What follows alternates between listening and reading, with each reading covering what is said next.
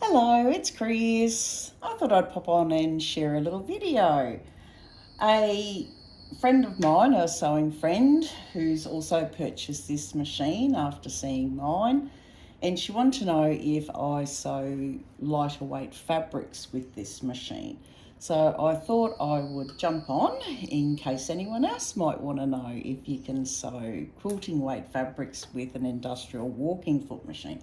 So this is more of a heavier duty sewing machine, and I sew vinyl and leather, and that's the main thing I tend to sew on this machine. But I do also sew quilting weight fabric, but I tend to only sew that if it's been interfaced and has been stabilised. So I thought I'd just come on and show you. Look, I'm actually making a padded pocket for the pink leather handbag I'm working on. So this is going to be the side of the bag, and this will be the pocket that's going in the side, and it's padded so that you can slip your glasses and that in there without having to worry about putting them in their case, which I tend to do because I did design this handbag initially for myself. So with this pocket, what I've got here is the exterior of the pocket that's interfaced with a heavier weight woven fusible interfacing, so it makes the quilting weight quite structured. Then I've got a lining fabric in this gorgeous pink and white stripe that has also been interfaced with a heavier medium to heavy woven fusible interfacing, and then I also have a layer of fusible fleece on there, and that's what gives it that padding. So with all those different layers, like I've got a nice sort of thick pocket. So when I sew this one, I've used a heavy industrial sewing thread. You might be able to see that there. And for my top stitching, I used a stitch length of 5 to get that nice sort of detailed stitching there. And for my construction seam, I used a stitch length of 4. So I thought I'd come on and share how I sew that pocket, because I've got to make another one because there's 2 pockets on this bag. Now the stitch settings I've tested for my leather, and I haven't changed any tension settings or anything like that, and I still got a beautiful result due to the stability of the fabrics that I'm using and the thickness and that. So no tension settings had to be adjusted. So I'll just set, that's the side lining piece. So I've got my pocket pieces here. So that's my exterior of the pocket, and there's my interfaced piece. So I lay these right sides together.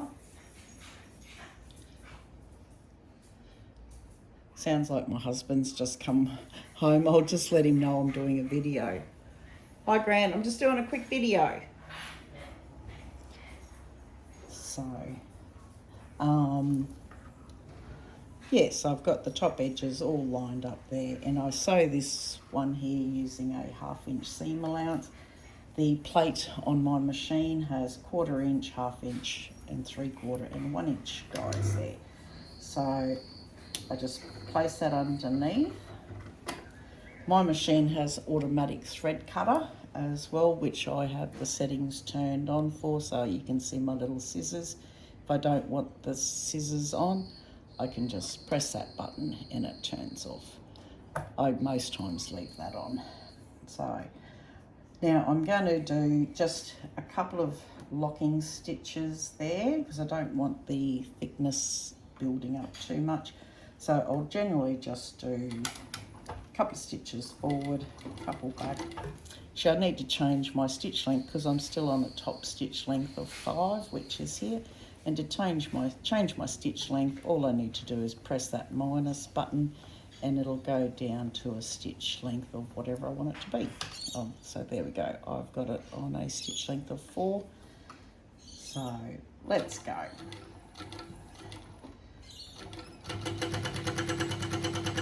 So you can see the difference with the walking foot. I've got these feet here are coming up, and they work in unison with the middle toe of that foot there as I'm sewing. Now when I get closer to the end, I can just do a back stitch, I can do a forward one, Reverse lever is right here, so there's no more reaching over here. It's all within hand reach.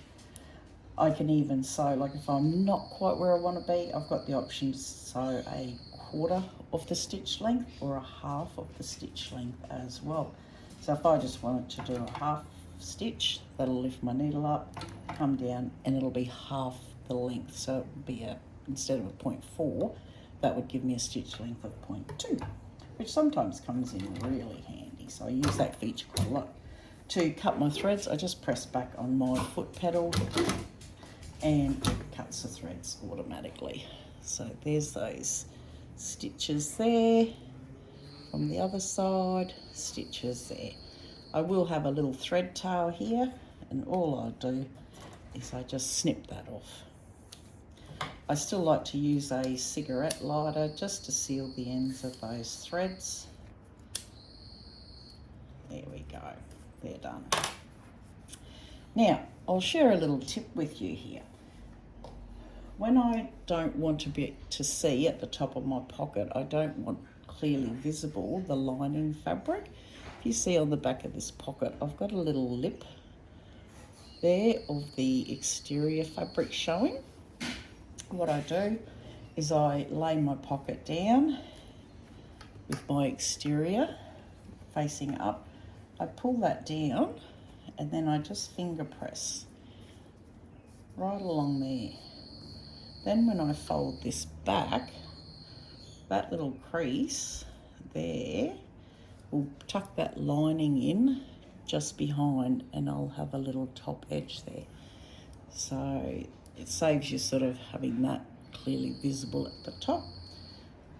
So it's one of my favourite little ways of doing that. So I'm going to change my stitch length back to a stitch length of 5. So I just use my little plus button there. Need to trim my nails, need a manicure again. Nails are getting too long. So just prop this under. Now for my top stitching here, to be consistent, I find a place like that I want my top stitching to be. And for this one, I'm using, there's on my presser foot, there's a little groove here, and it's bit more than 1/8 of an inch and not quite 1/4 of an inch, and I really like that for my top stitching on these fabrics. So again there, I'll just do one stitch and I'll do a little backing stitch there just to lock those stitches. Even though it's a top stitching, I don't want those threads coming undone, so I'll still always lock them. And I'll just go through,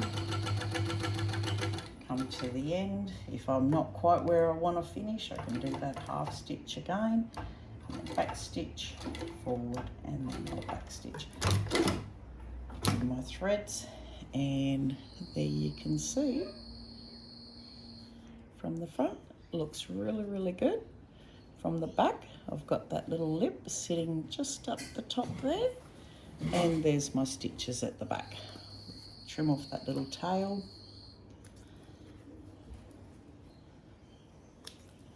And I'll melt those threads.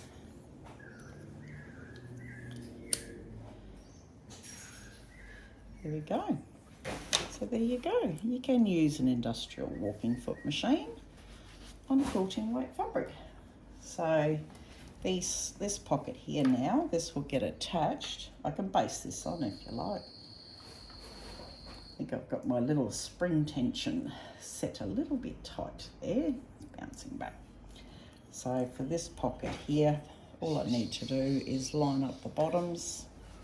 I can pre-baste my pocket edges and that together before I stitch that on, but I've done a lot of these and I'm pretty good with how they go. So I lay that down, all my raw edges are perfectly lined up, and I'm still using that stitch length of 5. It is a basting stitch, so it's just a temporary stitch to hold that in place. I'll do a couple of stitches forward and I'll still lock that in place there so it doesn't risk moving. And I'm sewing this, doing about 1/8 of an inch seam allowance. I can just turn the corner.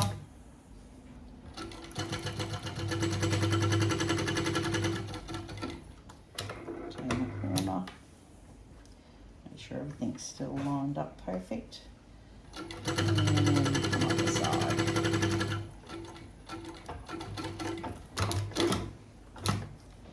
And there's my pocket, all done. So pretty. So yeah, it's a really good size pocket for slipping in your glasses. So there you go, little update. Okay, if you have any questions on how to do anything on these industrial machines, let me know. You never know, might be working on a project and I can share some tips with you. Bye.